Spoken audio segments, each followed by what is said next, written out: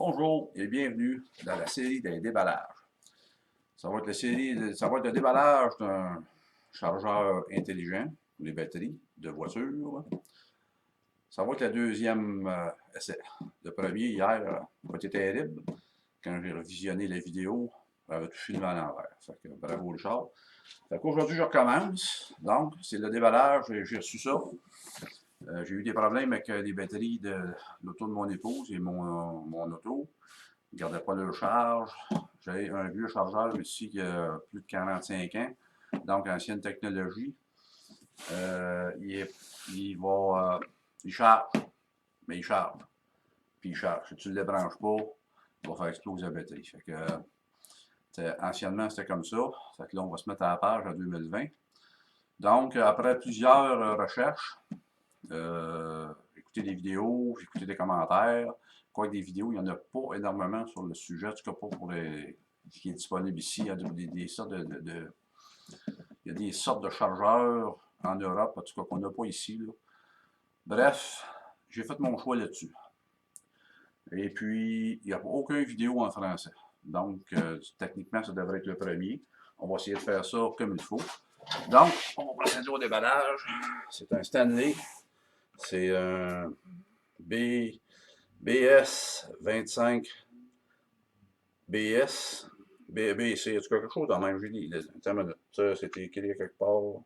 C'est pas écrit, c'est pas grave. Oui, c'est un 25 ampères de capacité. Peut faire boost, en survoltage, il va aller jusqu'à 75 ampères. Et puis, il y a un reconditionneur de batterie. Là, pour vérifier l'alternateur et puis vérifier le voltage. Puis, pour un démarrage, sur voltage, puis le mode charge. Fait que de ce pas, on va déballer. Voilà. Bon. Voilà la boîte. C'est bien emballé par contre. Un bémol, le livre en anglais et en espagnol. C'est un BC 25BS le modèle. BC 25BS. Anglais et espagnol. J'ai écrit à Stanley France pour avoir s'il pouvait m'envoyer en tout cas, même si c'est en PDF, un livre d'instruction. Pas que je ne suis pas capable de lire l'anglais, c'est juste que c'est juste une question de respect. En anglais, en espagnol. Bon. On va le déboîter. Ça, c'est ça de la boîte. Je suis surpris par le poids, il est léger. Même très léger par rapport à l'autre que le vieux que j'ai. Bon, la boîte s'en va là. Donc, ici, on a c'est la carte pour programme pour l'enregistrement pour la garantie. Mais je vais voir si on... C'est un beau carton, tu l'aurais voir si on peut s'enregistrer sur Internet, j'imagine. Stanley doit être assez moderne. Ensuite de ça, c'est l'autre carte qui est attachée avec, qui explique tout ce qu'il y a ici, là, sur le tableau, sur l'écran LED. C'est les poignées, les pinces ici, là, ça c'est bien fait. Il s'attache ici, donc le rangement, à comparer avec l'ancien modèle, le vieux de 45 ans. Fait qu'on sont pas d'ingénieurs, ils sont de très bonne qualité. Je peux vous dire que si vous mettez le doigt là, ne le mettez pas longtemps parce que ça mord. Et puis, donc, on va le défaire. Je défais ça. Et d'ici, à partir d'ici, jusqu'au bout des pinces, c'est 67 pouces. Je parle de 67 pouces là, jusqu'ici. Fait qu'on peut rajouter une coupe de pouces pour ça. Fait que ça a une assez bonne portée. Ça va assez loin.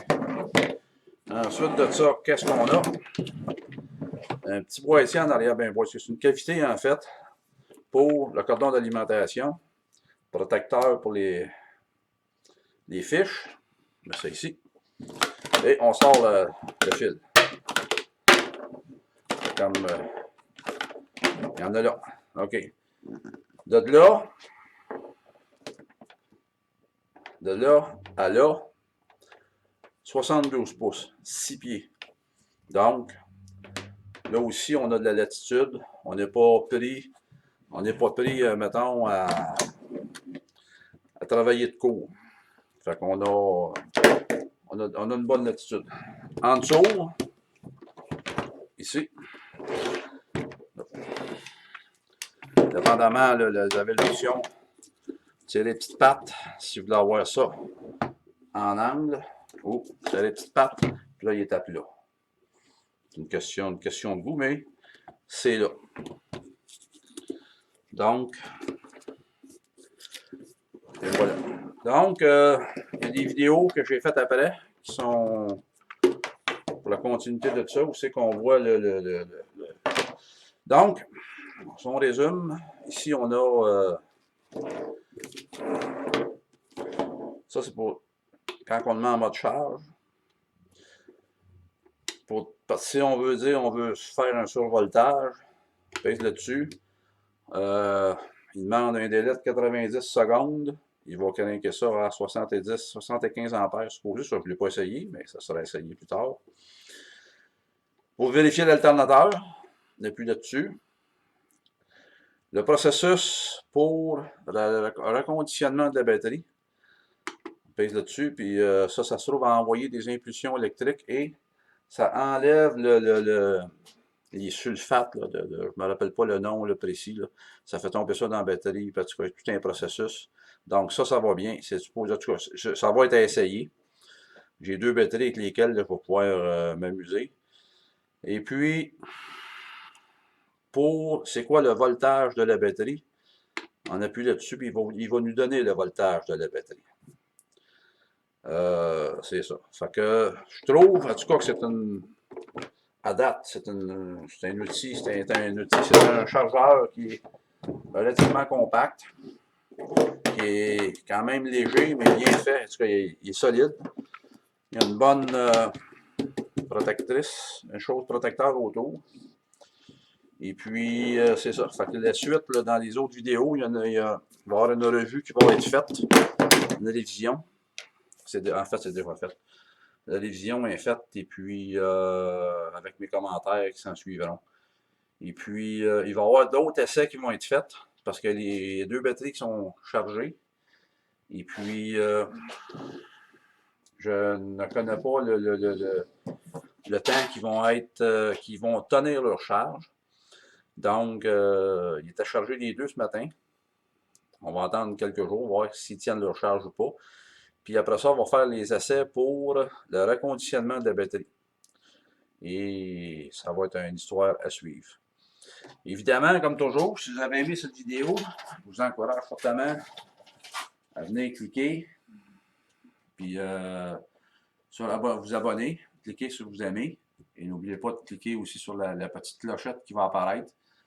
Et puis, c'est ça. Fait que, tenez toujours compte que je suis un amateur, pas un professionnel. Je m'amuse à faire ça. Et je vous dis à la prochaine.